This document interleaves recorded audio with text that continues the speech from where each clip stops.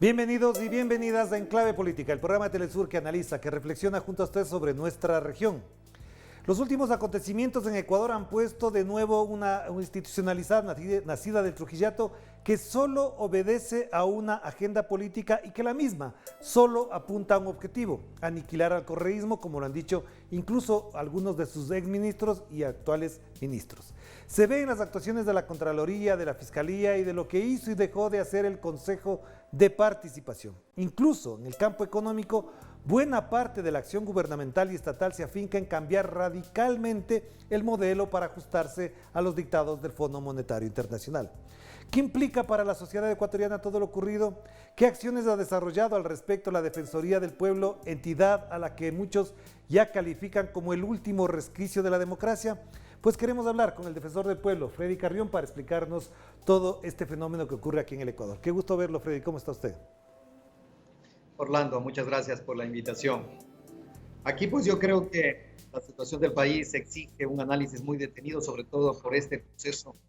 que lo hemos venido llamando, calificándolo como un proceso de desinstitucionalización. Lamentablemente una ausencia de gobierno, una ausencia de autoridad que claramente se ve reflejado en todo este caos que se está generando alrededor del proceso eleccionario, pero sobre todo y con profunda preocupación en el tema sanitario, con una de las mayores preocupaciones en el plan de vacunación, que obviamente no tenemos respuestas de cómo, cuándo, de dónde, a quiénes se vacunarán, y esa es una preocupación constante porque afecta directamente a la salud del pueblo ecuatoriano.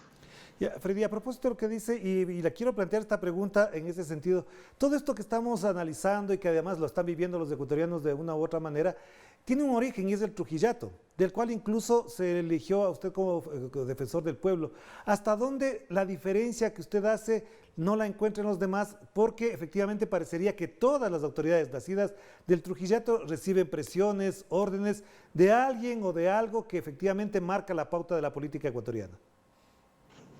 Yo creo, Orlando, que uno de los problemas es la falta de concepción o de comprensión de lo que debe significar el ejercicio público, del servicio público y sobre todo atenernos a la competencia de nuestras funciones. Creo que eso parte de una profunda convicción democrática ante todo, pero política, en el sentido de que cada autoridad y organismo de control se debe a la gente, se debe al pueblo.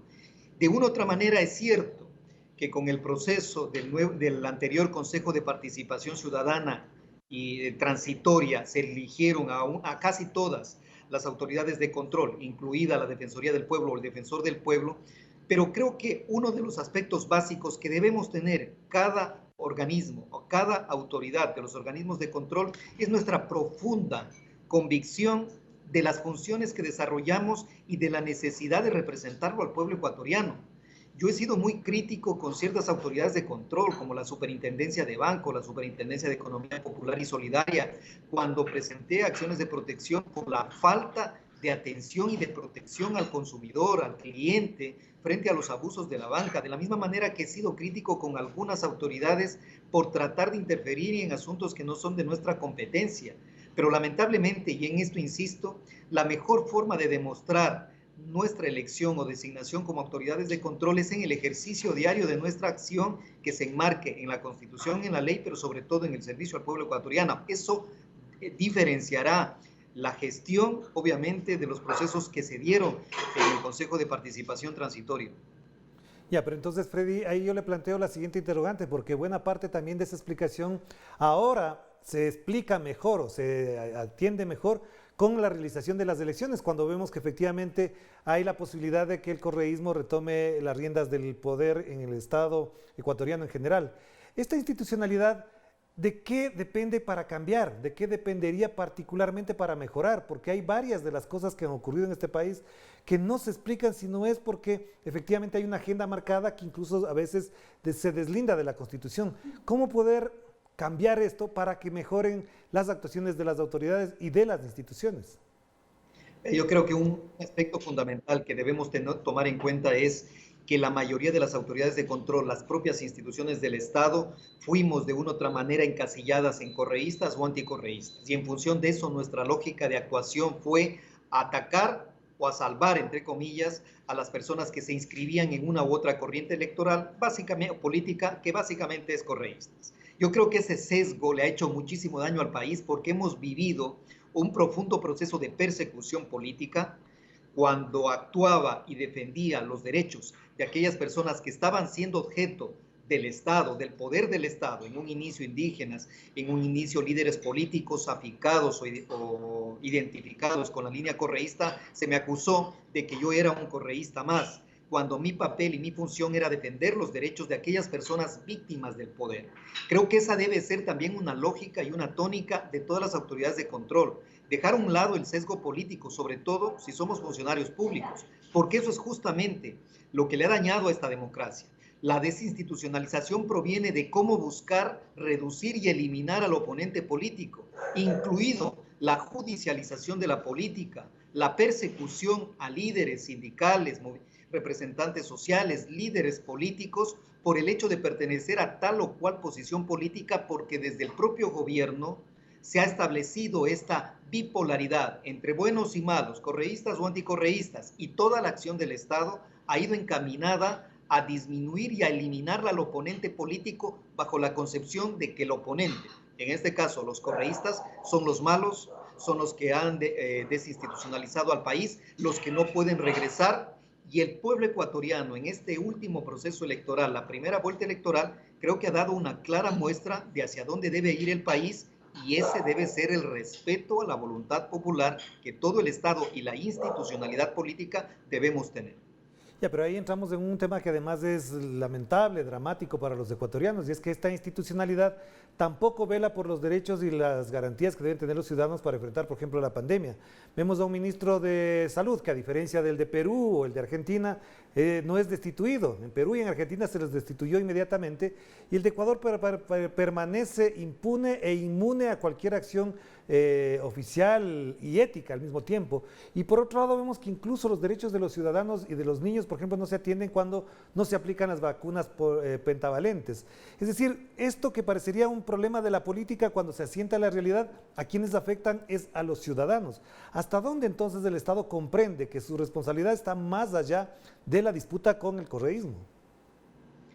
Mire, y ese ha sido también uno de los problemas fundamentales de este gobierno en particular, la completa ausencia de gestión pública y el desconocimiento de las necesidades emergentes de un país sumido en la pobreza, en el desempleo, en la falta de atención a la salud. Es inadmisible, Orlando, por decirlo menos, inadmisible, y produce hasta indignación que tengamos a un ministro de Salud completamente cuestionado en los temas de atención emergente a las necesidades de la población. Las vacunas COVID deben ser un bien estratégico distribuido al personal de la primera línea de atención, al menos en esta fase inicial cero.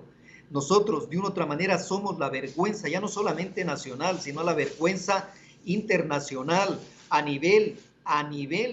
regional, cuando lamentablemente países como Chile, México, Argentina llevan miles de personas vacunadas, y en nuestro país con 24,000 vacunas o dosis de vacuna, y aún sin conocer cuál va a ser el verdadero plan. Un ministro de Salud en un silencio absoluto, con una falta de transparencia que es inadmisible en un Estado de Derecho, a no ser que exista complicidad de otro tipo de autoridades e instituciones que no han permitido y no han fiscalizado el trabajo de un ministro de Salud completamente indolente, Orlando. Hemos visto y hemos sido testigos desde diciembre. Falta de vacunas, las pentavalentes para nuestros niños y niñas menores a 1 año. ¿Cómo podemos arriesgar, poner en peligro la salud de la niñez ecuatoriana con la falta de vacunas, conociendo que existe para ese tipo de enfermedades ya estas vacunas que deben ser suministradas de forma inmediata?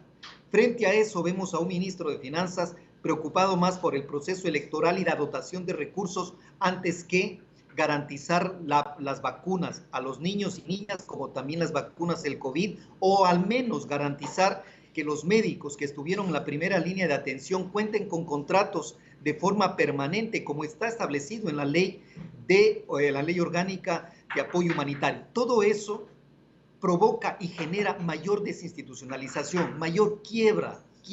al proceso democrático, al régimen de derecho, porque vemos una autoridad completamente alejada de las necesidades de un país que está sumida en una profunda crisis, ya no solamente crisis política, crisis social o económica, es una crisis moral al ver cómo la corrupción se encuentra inclusive alentada por las propias autoridades del Estado, que hemos hecho oídos sordos, nos hemos mostrado ciegos, sordos y mudos frente a una realidad tan lamentable en la que el país creo que lidera los países de mayor percepción en la corrupción a nivel latinoamericano. Vamos a la primera pausa, Freddy, y enseguida volvemos para abordar otros temas que son en la perspectiva ya institucional y social los que más interesan al Ecuador y América Latina. Vamos a la pausa y enseguida nos volvemos a conectar en la provincia de Manabí con el defensor del pueblo del Ecuador, Freddy Carrión, con quien conversaremos evidentemente de este fenómeno social y político que vive el Ecuador, orientado además hacia el análisis de otros temas que efectivamente atienden mayor interés por la gente, es decir, los temas sanitarios, por ejemplo.